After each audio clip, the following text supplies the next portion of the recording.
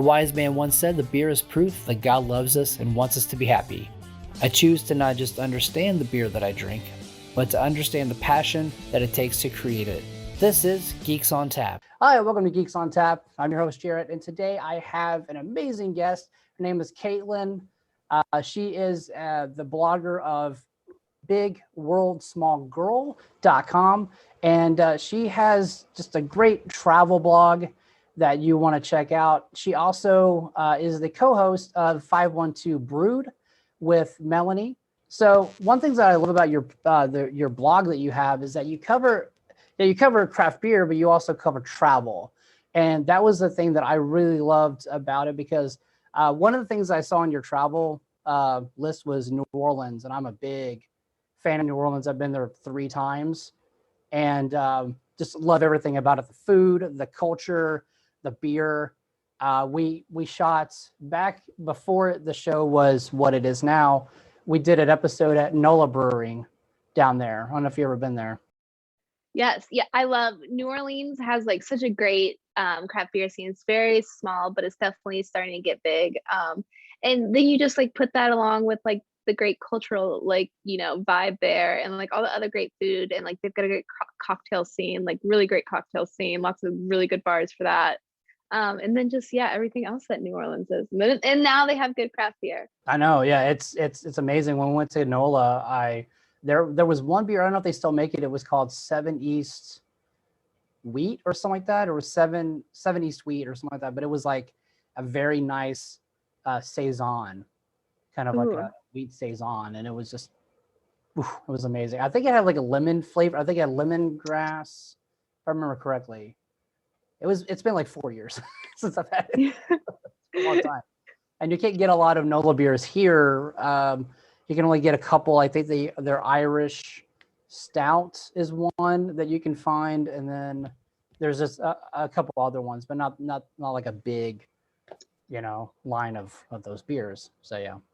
No, I was just gonna say I really enjoy going to New Orleans, but it's also been a few years for me since I've been down there too. So I'm sure there's new places popping up. Did you bring I brought a beer. Do you have one with you? Yes, I have not opened it yet, but okay. I actually meant to look this one up because it doesn't say on the side, but I would be interested to hear what your guess is. So it is, it does say on the side of the can. So this is like a collab beer that Zilker Brewing and Meanwhile did for like the East Side beer party coming up. Like the artwork. Yeah, the artwork's really awesome. Let me make sure I'm getting all that. So let's go ahead and crack it. Okay. What are you drinking? I am having Rogue Hazelnut Brown Nectar. Oh, that sounds really great. Yeah.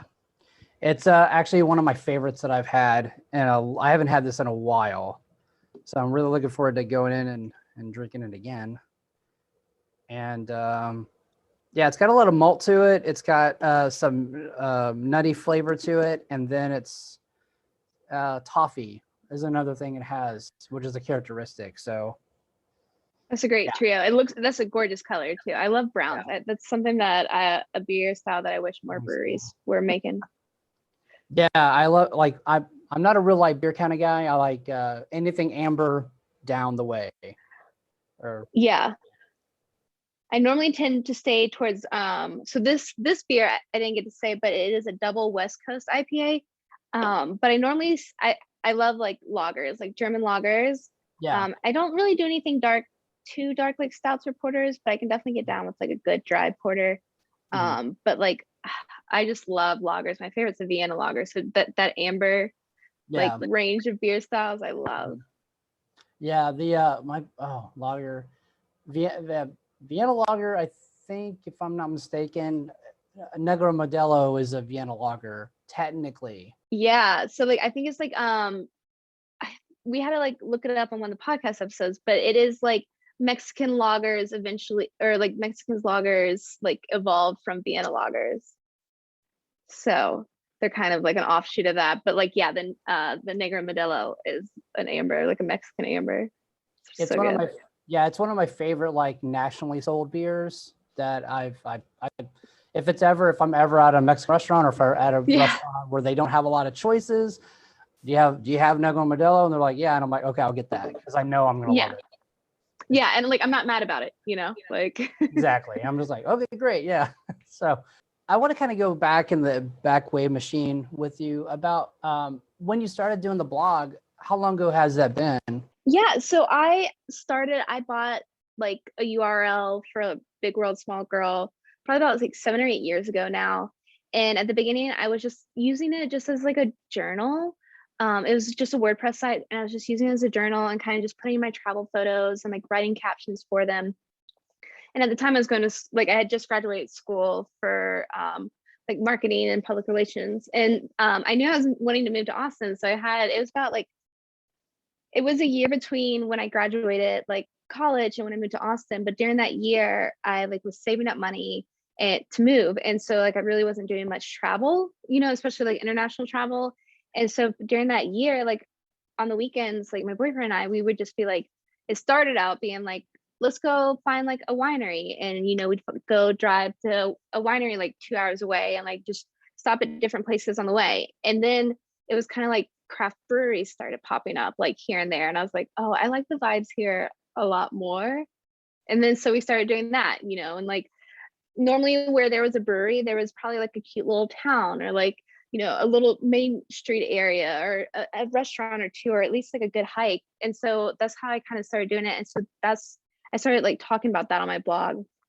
And then so we moved to Austin, and I get a job in marketing, and I'm down here, I see all this great craft beer, and and like I meet all these other bloggers, and I had this marketing job, and I just put it all together, and I'm like, I need to start like blogging about beer and like making it a thing. And because I've always, what it is like beer and like alcohol in general, and food especially too, has like always inspired my like travels. Like, where do I want to go?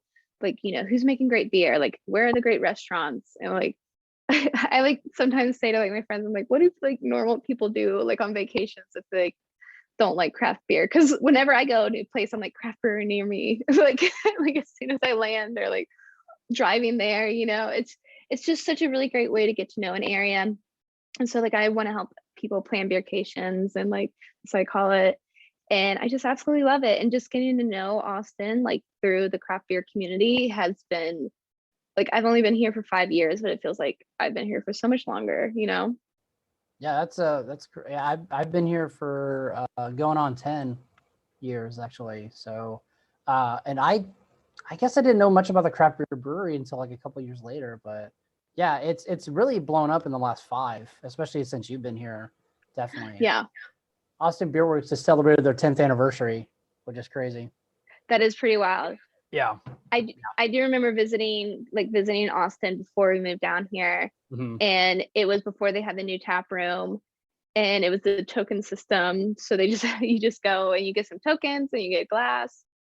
And like, even that, like the whole, like we used to get so many glasses at breweries, like the first year or two we moved down here. And then I think they changed it, or like breweries evolved out of it. Yeah. It's like 10 years. I can't believe it's already been that long since they've been open. I've seen some things like you went to Europe. Like one of the things was Europe, right? Yes. Yeah. I think the October 2019, so right before COVID, we went to Europe for a few weeks, and that included, Lucky. that included it was my first time. That included Czech Republic, like Prague specifically, Belgium, and then Germany, which ended up, we ended the trip doing Oktoberfest. So I want to go Oktoberfest. I will say they're you can like grab cheap flights, direct flights from Austin to London, kind of often. And then that's how we got it. And then, you just get a connecting flight, or like get on one of those legs. And I mean, once you're over in Europe, like, yeah, you can just bop around. Yeah, exactly. But the beer is so good in Germany. You said you moved here about 5 years ago. And where did you move from? Where were you from originally? Yeah, I should say that I'm from Virginia, Roanoke, Virginia, born and raised. I went to school, like it's southwestern Virginia.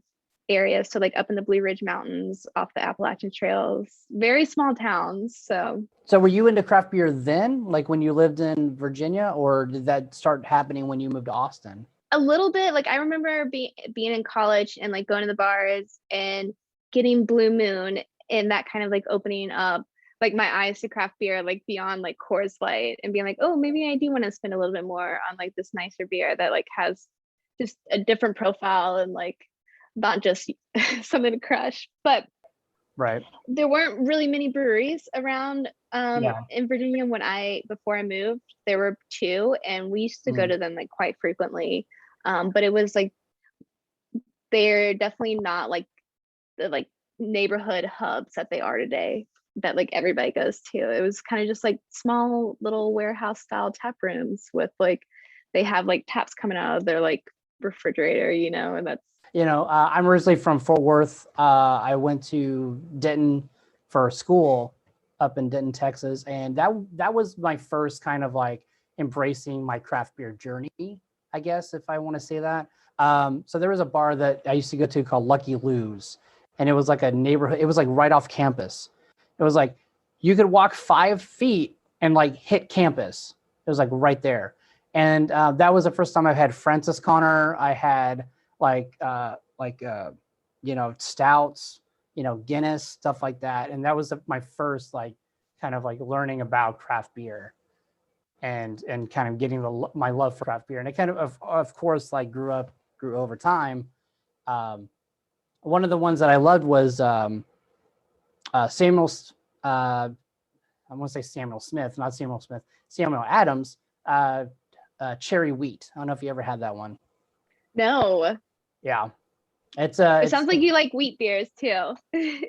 I do like wheat beer. Like I like Francis Connor is one of my favorites. I love Live Oak F or Live Oak. Oh my gosh. Live Oak Hefeweizen is one of my favorite like go-to Hefeweizens. And I'm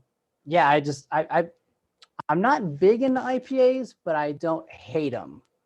Like I'm kind of like finding my way. My favorite is Electric Jellyfish, but I think that's everybody's favorite IPA around here, to be fair.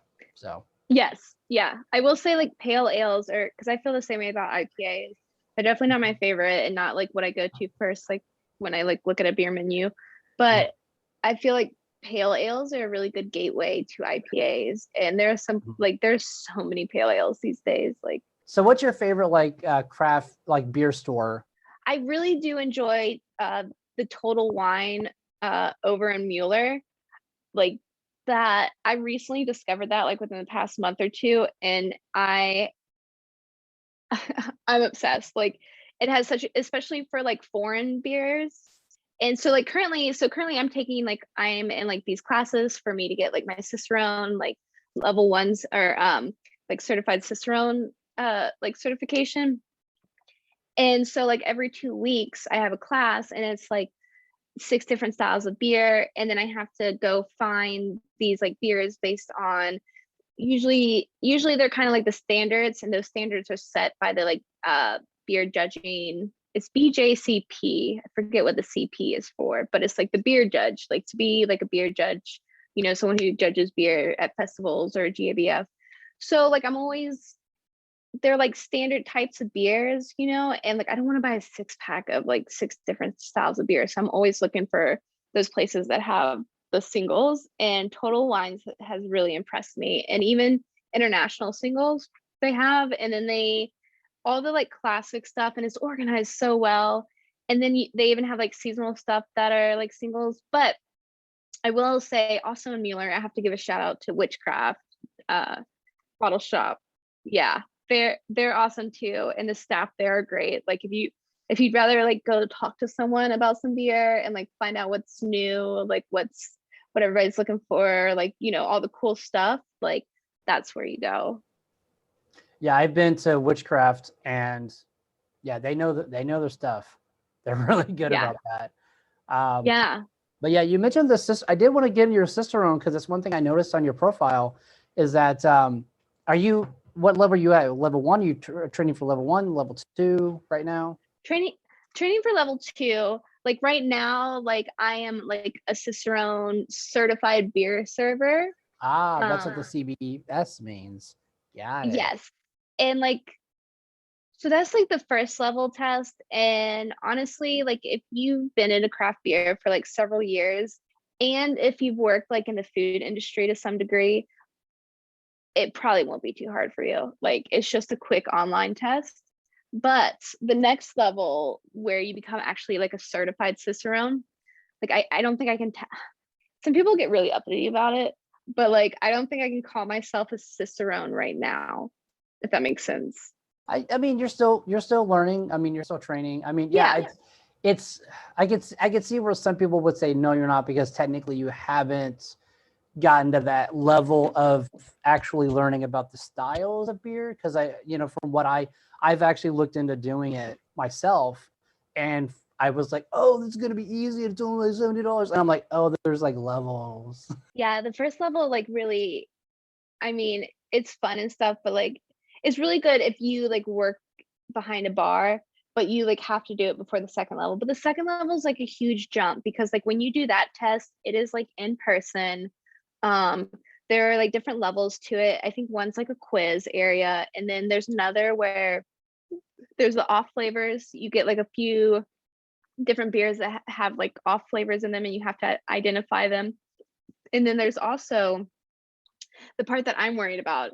There's also like they would sit down like a Pils and a Kolsch, or like a German Pils and a Czech Pils, two very a porter and a stout, and they'll sit them down next to each other, and like you have to tell which is which. And then there's a third component to it where they will give you a style, and I think it's can't remember the exact number, but it's like 2 or 3 pages that you have to write like about the style, and that could be anything about it, like the history, how it tastes, how you serve it, like breweries that are kind of known for the style, anything, but it has to be like pages about that. And I'm like, yeah, like you give me that assignment for some of my favorite styles, like easy cakewalk. Or something like Celis, like their wit beer that we all know so easily, like. But if you ask for like something, I don't know, like a barley wine, or like I don't know, some style that like I'm not familiar with at all, like a Flanders red. Oh yeah, yeah. I'd be like, I Yeah, there's a lot of, I mean, it's funny, like people think like, oh, it's a, ale, porter, and lager, stout, but no, there is like hundreds of different like individual styles inside styles or sub styles. It's kind of crazy, and it's also almost like regional. yeah, that's especially how Germany is. Like Mm-hmm. they're like Kolsch are from like the Cologne region of Mm-hmm. Germany, and like when you're in the Cologne region, which includes some of the like Black Forest, all pretty much the only thing on beer menus is Kolsch. that's Mm-hmm.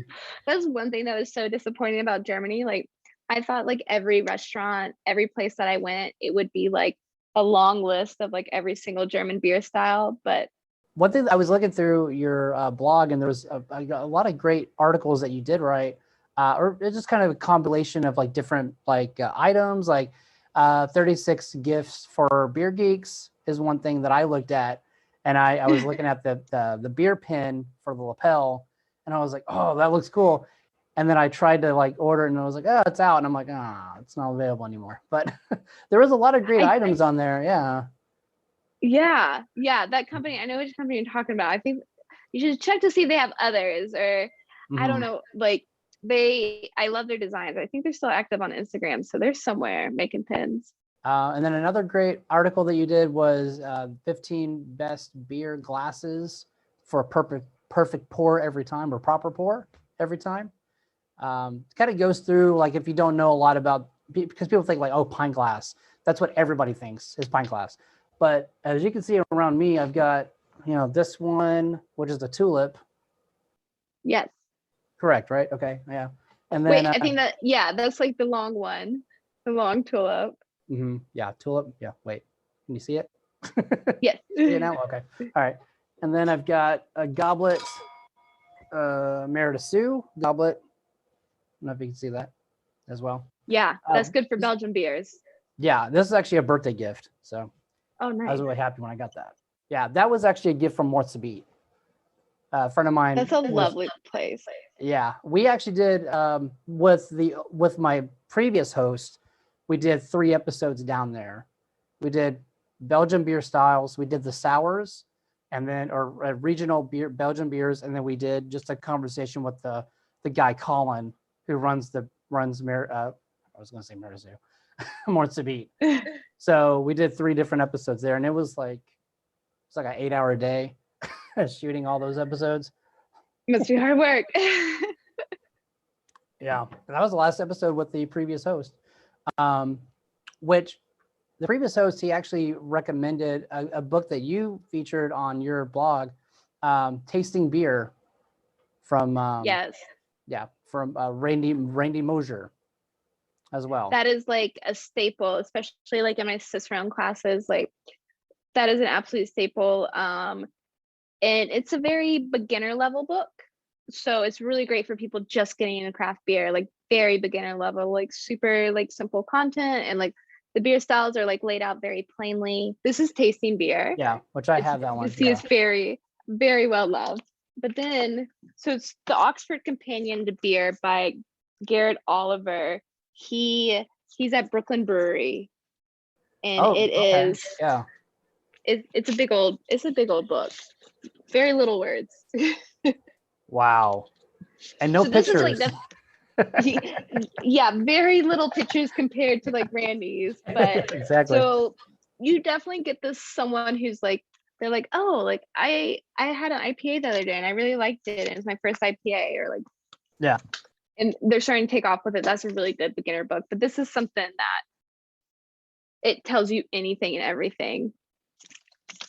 Well, that is a big book. Wow. That's like, yeah. It's a workout. Yeah. Big.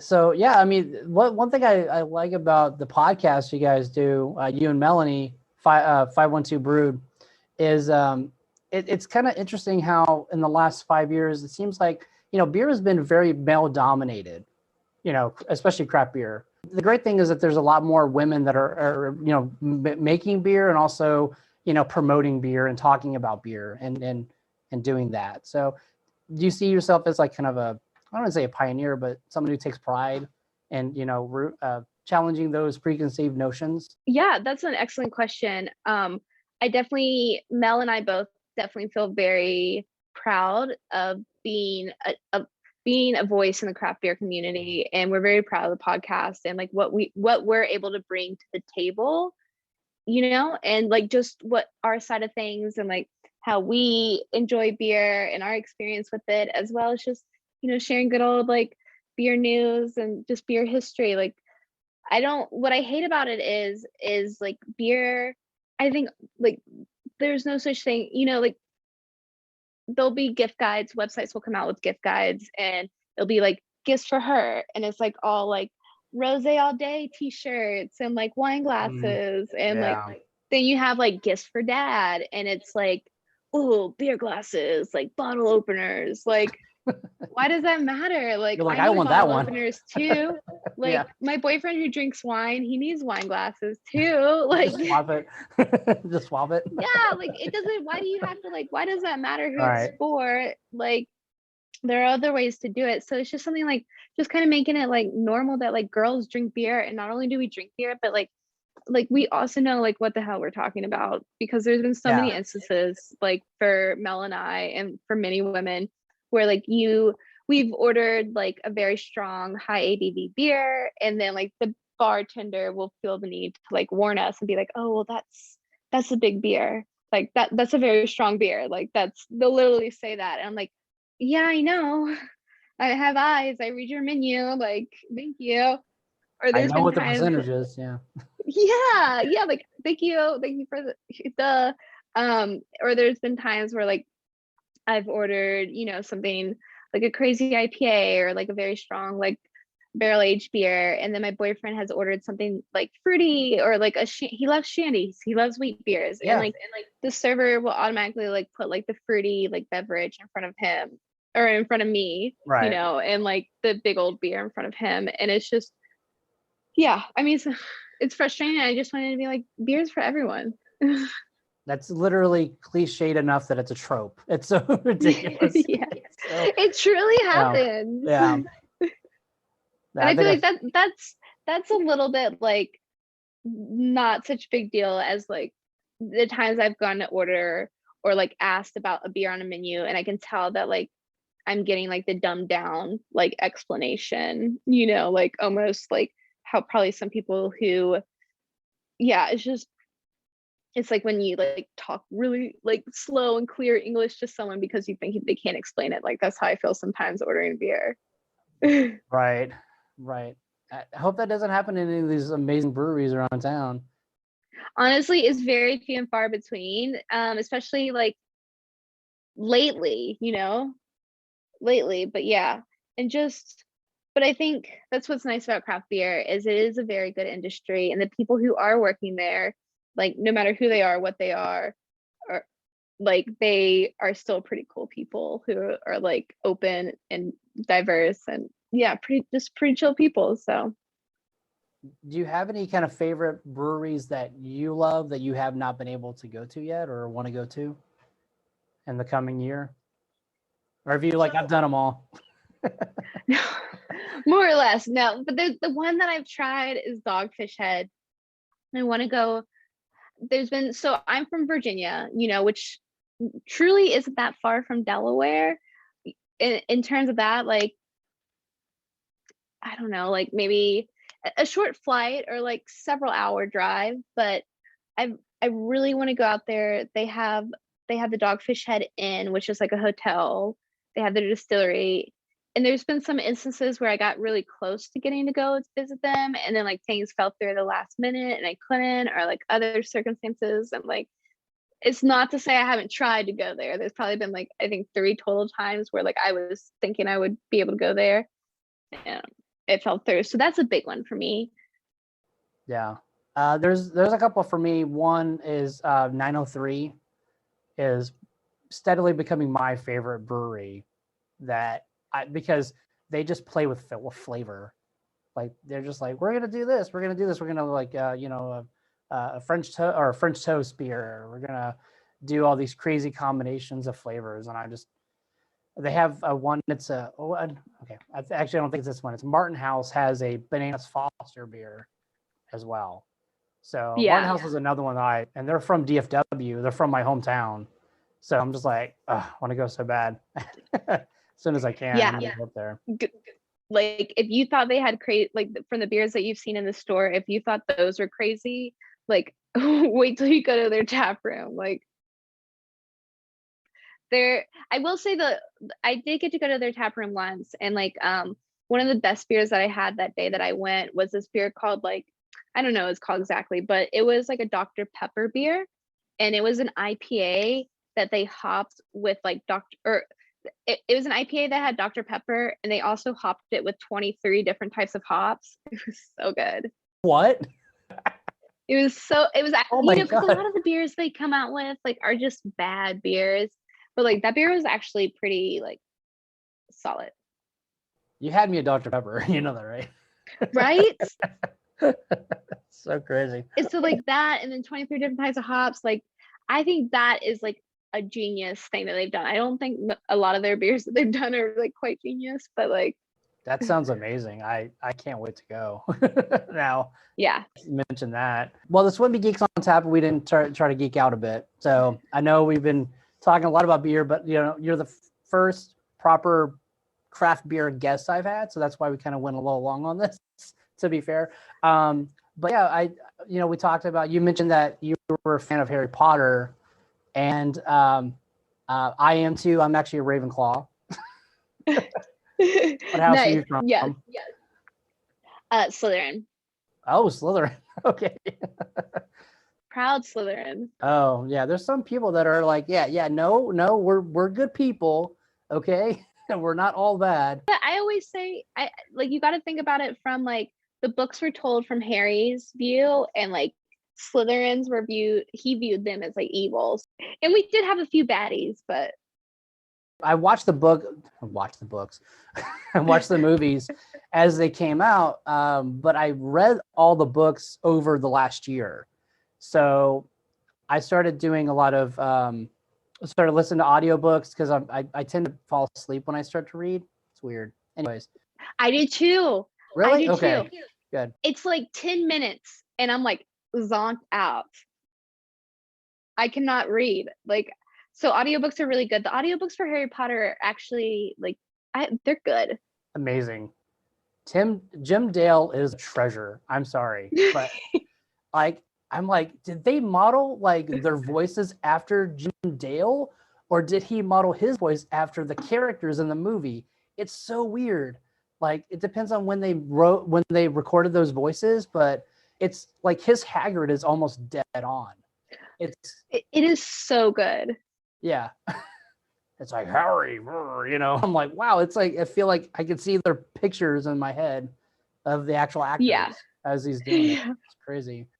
I read the books, and it's funny because when I saw the movies originally, I was like, yeah, they're movies, and I didn't hate them, but I wasn't a big fan of it like everybody else was that read the books. And I remember we watched the movies after every time I finished the book, I watched the movie.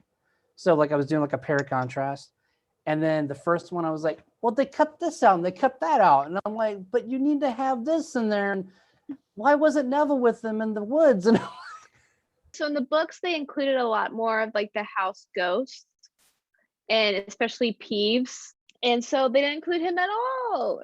And like any of the ghosts, they barely include any of the ghosts. And like so that especially, like they didn't. Oh, and then Hermione's, her whole like, I think it was called Spew, but when she started that like group to like free the house elves, like they didn't include that in the book. And I was like, I mean, it literally had nothing to do with the plot of the movie. Right. So I understand that. But like they could have done more to add the like other ghosts, or like to add the ghosts in more, because in the books they were always in the scenes. Always. Yeah, I mean, you could have at least introduced Peeves in the second movie or something. Like you didn't have to. Yeah. I mean, you could have introduced characters later on if you needed to. That world is such an easy one for like you to put yourself into. Yeah. You know, and I think that's why so many people love it. So we were talking about how great the audiobooks for Harry Potter were, and like something else to geek out on. So I'm really into Game of Thrones, and I've like read the books like so many times, and they're big books. Yeah. And I'll tell you what, like the audiobooks for those are the worst. Like really, it's like some like very, very, very old British dude with like a very strong British accent, and not like the pretty Queen's English kind. And in the books, I mean, even in the HBO shows, you know, there's like a lot of sex scenes, there's a lot of killing, gore, blood. Yeah. And it's so awkward hearing like this old like British dude who's like older than anybody's grandpa, and he's like talking about sex scenes with Daenerys, and I'm like, this like fast forward, like this is weird. Or like talking about like somebody like, you know, being tortured, and he doesn't really, he's pretty monotone too throughout. That's the worst, when you're just like, I want you to be energetic when you're reading something out. Like that's the whole point of audiobooks. And so like the first audiobook, I think the audiobooks are about like 40 to 60 hours each. Mm-hmm. Yeah, so it's a lot of time you got to spend listening to this dude. But the books are good. They're also unfinished, and I mean, this is all we had to talk about with them, but I don't think they'll ever get finished. No, I joined that fandom so late. Like people have been reading these books for like decades, and there's still only like 5 of them, and they're still waiting. Like I can't. It's just, and I think they just celebrated the 10th anniversary of the show, and then it's like when they inked the deal to do the show, they're like, it'll give a plenty enough time to finish the book by the time we finish this show. And then it quickly caught up. And then he's taking on all these new projects, and everybody's like, stop, like just write the damn books. Like yeah. I don't know if you were in the camp that hated the finale. Did you watch the show? Like, Did you finish the show? Yeah, I did. And like I didn't really what was hard for me to like have such a strong opinion about the show is because I read the book. So I'm like a book snob. And you know, I kind of got disappointed in the series around like season 3 or 4. So Okay. Yeah. the blow didn't hurt so much. I just at that point thought it was really bad writing. If that makes sense, because they built up all these like things, like some stuff about Arya and like Jon that we had been looking into since the first season, and that like hundreds and thousands of people were commenting and messaging and talking and making videos and podcasts about since several years ago. And then it's just like, nope, nothing. And like that's like writing 101. It's that saying you say like you don't like put a shotgun in a bar if like the shotgun's not going to be used, like, or you don't talk about a shotgun being in a bar. So like, yeah, like why would you describe something happening if it's not going to like impact anything? Yeah, I mean, I didn't hate the final season. I was in the camp like, yeah, that could have been done better. Yeah, I agree with you too, because it's great acting. Besides like a few episodes where like it's like absolutely pitch black and like you have to make sure you don't have a single shred of light in your room so you can like see. There's some episodes like that. I'm like, but it's great acting. It's beautiful costumes, beautiful sets. Like it's an okay story if you don't get too emotionally attached to it. And I guess by that point, I had already not been emotionally attached to it. It was just, it's the same way with The Walking Dead. Like I'm watching this because I got to watch it because I've already watched 7 seasons of it. I jumped off in season 6 of Walking Dead. I was like, I'm done. I think they're still doing it. They're still doing it. It's their last season, yeah. I feel like I've heard that like 10 times before. If they redid Harry Potter as TV seasons, would you be more apt for that? I'm one of those people who are like, you know, screaming to like do it. You have the time to flesh that out. That's those books, you know. And you get more like invested into like each and every character instead of one character. Like in Harry Potter, it's all about Harry Potter, you know, and like I kind of find him like boring sometimes. Like I think there's so many other better characters in that series who I would like to know their story and get attached to their story. Kind of just like storylines. And I think that's what I've loved about TV is like there's all these different storylines. Like one of my favorite characters is Luna, actually. She's my favorite character. She's so bonkers. So she showed up in 5 and then she showed up in 6. I was like, oh, Luna's back. I was so happy. And then like by the end of the book, like the last book, I'm like, oh no, Luna. Yeah, she ended up with Neville too. Right? Did she? I don't remember. No, they did. Which like that whole like thing like really frustrated me. Like in the real world, Harry and Hermione would be together. No way in a million years would someone like Hermione be with a personality like Hermione be with a personality like Ron. Never. I think in the books I think they do really well with the Harry Jenny thing in the books, but in the movies they don't have any chemistry at all. So like you're like, why does he pine over Jenny? Like why isn't he with Hermione? She's insufferable in the book, like the movies. She's just not. She's like, oh, it's Jenny. That like shoe tying scene is like. What was that? What so like there was a scene he was in the house. Harry was in the house, in the Weasley house, and like right. She like comes up. She's like, your shoe's untied, and she like bends. She like squats down and like ties it, and it's so awkward. And there's like no talking like while she ties it, and it's just like shots of them and like this is really so weird. Yeah, they really tried to like force that, but I mean it's in the book, so like you can't fault them for that. They're like, well, this is what we were given, and this is who we cast, so we can't really. I feel like J.K. Rowling looked at. She was like, oh, it's too obvious for Harry and Hermione to be together. I don't want to do that. Like, I'll put him with the best friend. Like, yeah. It just doesn't feel like it like was intentional. Like they were made for each other, as a writer should have done. Well, Caitlin, it's been a great having you on the show. It's been great to talk about craft beer with you. You know, the beer that you got, how is that coming along? Is you liking that a lot? I am. It's a big beer. It's 8.5%, so I'm taking it a little bit slow, but it's a good one to sip. That's great. That's great. What's the flavors you're getting off that right now? So it's definitely like a West Coast IPA. Very piney, very hoppy. It's nice. It's drinkable. It's for it to be 8.5%, but all that good like double IPA flavor that you love. For everybody, check out her blog, bigworldsmallgirl.com, 512 Brewed Podcast. You can hear on Spotify and iTunes, correct? Yeah, it's pretty much everywhere that you listen to your shows. And Spotify, iTunes, Google, Stitcher. Stitcher is a great app. That's actually how I got into podcasts. That's what I use. Exactly. Yeah. So definitely check them out on those platforms, and you can follow Caitlin here on Instagram, Twitter, and Facebook at Big World Small Girl.